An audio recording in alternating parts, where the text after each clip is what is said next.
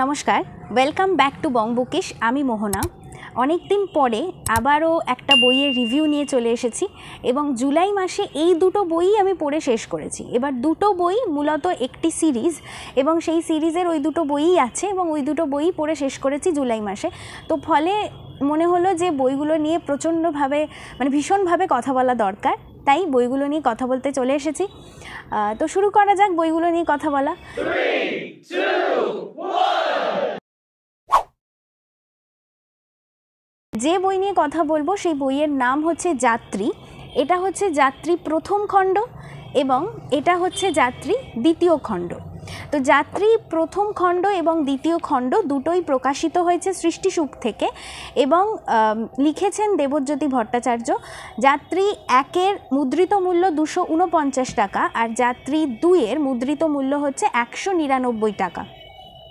এবার এই দুটো বই আপনি গুগল প্লে বুক থেকেও সংগ্রহ করতে পারেন ইবুক হিসেবে, যদি আপনি ইবুক হিসেবে পড়তে চান। আর যদি আপনি ফিজিক্যাল কপিতে পড়তে চান তাহলে তো এই পেপারব্যাক বইগুলো রয়েছেই, আপনি কিনতে পারেন কলেজ স্ট্রিটের যে কোনো জায়গা থেকে অথবা অনলাইনেও আপনি কিনতেই পারেন।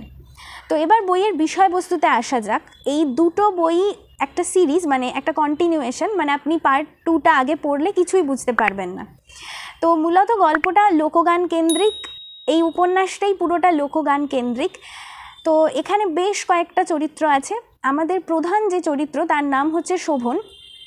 শোভন মূলত কলকাতায় রাষ্ট্রবিজ্ঞান নিয়ে মাস্টার্স করছে এবং যদিও সে মাস্টার্স করছে কিন্তু এই ফিল্ডে তার কাজ করার কোনো ইচ্ছে নেই। তার ইচ্ছে হলো বাংলার যত লোকগান আছে সেগুলোকে একটা আর্কাইভিং করা এবং সেটা সে অফিসিয়ালি করছে না, আনঅফিসিয়ালি নিজে থেকেই করতে চায়।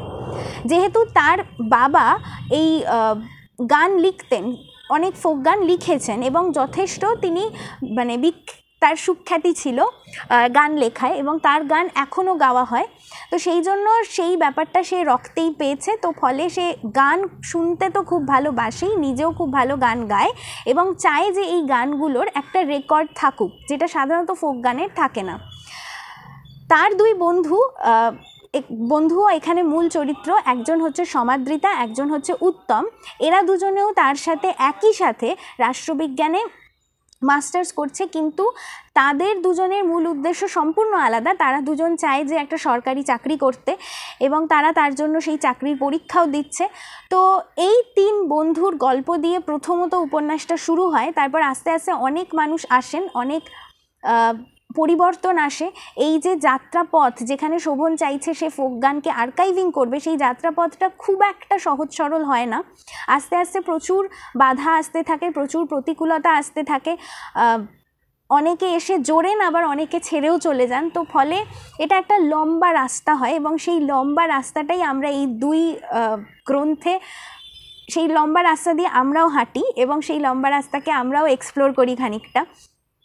মূলত এই যাত্রা কখনো শেষ হয় না এবং ঠিক মানুষের জীবনের মতো যেরকম যাত্রা কখনোই শেষ হয় না, এই বইটাও যেন মনে হয় কোথাও গিয়ে ঠিক শেষ হয় না। তো ফোক গান এটার একটা মূল উপজীব্য তো বটেই এবং তার সাথে গ্রামের যে পরিবেশ, গ্রামের মানুষ, তাদের জীবনযাত্রা, তাদের প্রতিদিনকার যে কলকাকলি, সব কিছুই কিন্তু এই বইয়ের মধ্যে রয়েছে। এছাড়া রয়েছে প্রচুর চরিত্র এবং সেই চরিত্রগুলোর সম্পর্ক, ভালোবাসা, বন্ধুত্ব, সামাজিক ও রাজনৈতিক টানাপোড়েন।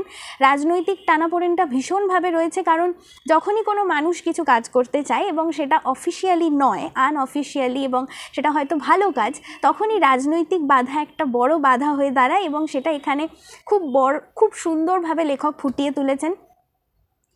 সবথেকে বড় যে ব্যাপারটা আমার এখানে ভালো লেগেছে, যে এটা তো আমরা জানি লেখকের ভাষা, লেখকের উপন্যাস ভাষা নিয়ে আর কোনো কথা হবে না, অনবদ্য ভাষা হবে।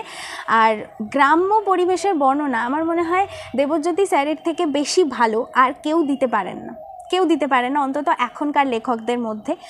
আর যে আরেকটা জিনিস আমি বলতে চাই, যেটা আমার ভীষণ ভালো লেগেছে এখানে, সেটা হলো মহিলা চরিত্রদের বর্ণনা এবং তাদের মানসিক যে স্ট্রাগল বা মানসিকভাবে সেই চরিত্রগুলোকে বোঝা এবং সেই চরিত্রগুলোকে ঠিক মহিলাদের মতো করেই ব্যাখ্যা করা, তাদের যে স্ট্যান্ডসগুলো সেগুলোকে ওইভাবেই বর্ণনা করা, এটা আমি কোনো পুরুষ লেখককে খুব কমই করতে দেখেছি। আমার চিরকালই মনে হয়েছে পুরুষ লেখকরা ঠিকভাবে মহিলা চরিত্রকে রিপ্রেজেন্ট করতে পারেন না, কারণ কোথাও গিয়ে সেই গভীরে গিয়ে ওনারা বুঝতেই পারেন না যে একটা মহিলা এই পরিস্থিতিতে পড়লে কি করতে পারে বা এই পরিস্থিতিতে তার কি মনে হতে পারে। এই জিনিসগুলো হয়তো ওই গভীরে গিয়ে পুরুষ লেখকরা ঠিক বুঝতে পারেন না, কিন্তু আমার এই ধারণাকে ভেঙে দিয়েছেন এই লেখক। এবং এখানে যেভাবে মহিলা চরিত্রদেরকে মানে ব্যাখ্যা করা হয়েছে আমি স্তম্ভিত হয়ে গেছি, বিশেষ করে সমাদৃতার চরিত্রকে।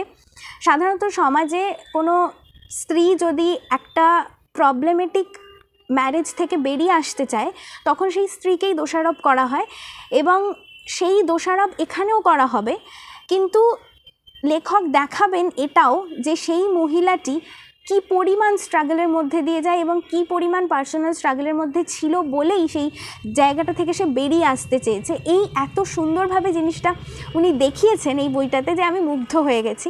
যদিও শেষটা মানে দ্বিতীয় খণ্ডের শেষটা আমার মনে হয়েছে একটু সিনেম্যাটিক হয়ে গেছে, তবে হয়তো উপন্যাসের জন্য একদমই ঠিকঠাক ছিল। প্রথম খণ্ডটা আমি বলবো যে প্রথম খণ্ডটা একটু স্লো পেস্ট, কারণ এখানে প্রকৃতির বর্ণনা, ফোক গানের বর্ণনা অনেক কিছু আছে এবং অনেক কিছু বোঝবার আছে মূলত। যদিও এটা মানে প্রথম খণ্ডটা কিন্তু দেখতে ছোট, কিন্তু পড়তে একটু সময় লাগবে। দ্বিতীয় খণ্ডটা যদিও দেখতে মোটা, কিন্তু দ্বিতীয় খণ্ডটা অনেকটা থ্রিলারের মতো, মানে কি হয় একটা ভাব, দ্বিতীয় খণ্ড ছেড়ে ওঠা যাবে না এরকম একটা ব্যাপার।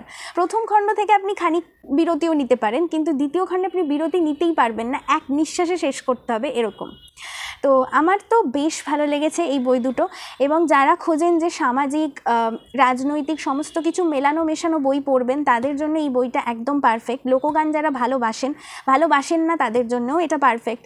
যারা ভালোবাসার বই খুঁজছেন তাদের জন্যও এটা পারফেক্ট, কারণ এখানে ভালোবাসা প্রচুর পরিমাণে আছে। আর বন্ধুত্ব, সম্পর্ক ইত্যাদি কেন্দ্রিকও যদি বই পড়তে চান তাহলেও অবশ্যই এই বইটা পড়ুন, ভীষণ ভালো লাগবে। এবং অনেক গভীর বই পড়ে প্রচুর ধরুন থ্রিলার, ভূত এইসব পড়ে ফেলেছেন, মাঝখানে একটু স্বস্তির নিঃশ্বাস নিতে চাইছেন, তাহলে এই বইটা যথেষ্টভাবেই স্বস্তির নিঃশ্বাস কিন্তু হবে। আরেকটা জিনিস বলি, আমার একটা চরিত্রকে ভীষণ ভালো লেগেছিল প্রথম খণ্ডে, যার নাম হচ্ছে ভুবন বৈরাগী। তিনি শোভনকে গোসাই বলে ডাকেন, এবং এত মিষ্টি ডাকটা, এত মিষ্টি, মানে আমি কল্পনা করতে পেরেছি ডাকটা প্রতিবার যখন উনি ডেকেছেন, এবং এত ভালো লেগেছিল আমার। সেই ভুবন বৈরাগীকে দ্বিতীয় খণ্ডে প্রায় পাওয়াই গেল না, শুধু একমাত্র একটাই মানে দৃশ্যে উনি ছিলেন, বাকি ওনাকে পাওয়াই গেল না। এটা আমার একটা অভিযোগ রয়ে গেল যে ভুবন বৈরাগীকে দ্বিতীয় খণ্ডে রাখাই হলো না। হয়তো উপন্যাসের খাতিরে, হয়তো গল্পের খাতিরে ঠিকই ছিল, কিন্তু আমি ভুবন বৈরাগীকে ভীষণভাবে মিস করেছি। এবং ওই গোসাই ডাকটা, আহা, মানে আমি ওটা রিয়েল লাইফে শুনতে চাই, এত ভালো লেগেছে আমার।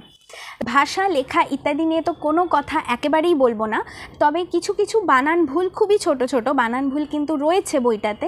তবে বইয়ের প্রচ্ছদ এবং বইয়ের বাঁধাই এবং পেপার ব্যাক পেজের কোয়ালিটি আমার ভীষণ ভালো লেগেছে, এবং যে মুদ্রিত মূল্যের মধ্যে দেওয়া হচ্ছে তার তুলনায় কিন্তু যথেষ্টই ভালো কোয়ালিটি দেওয়া হচ্ছে। সুতরাং আমার তো বইয়ের কোয়ালিটি এবং সৃষ্টি সুখের প্রোডাকশন বেশ ভালো লেগেছে। তো শেষ অবধি বইটা তো আমাকে ভীষণ ভালো একটা অনুভূতি দিয়েছে, এবং অনেক দিন পর সত্যিকারে যদি খুব ভালো বই পড়ে থাকি তাহলে এই দুটো বই অবশ্যই। আমি চাইবো যে আপনারা সবাই এই বইটা পড়ুন এবং আমাকে জানান যে আপনাদেরও কেমন লেগেছে, কারণ এই বইগুলো ফেমাস হওয়াটা ভীষণ দরকার। এই বইগুলো মানুষের পড়াটা ভীষণ দরকার বলে আমি মনে করি, কারণ এরকম কাজ সাধারণত খুব একটা হয়ে থাকে না।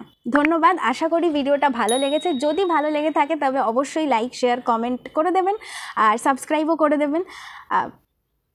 দেখা যাবে আবার পরের বই দেখি কি ভালো বই পড়ি, এবং অবশ্যই সেটা আপনাদের সাথে শেয়ার করতে আমি নিশ্চয়ই আসবো। ধন্যবাদ, নমস্কার।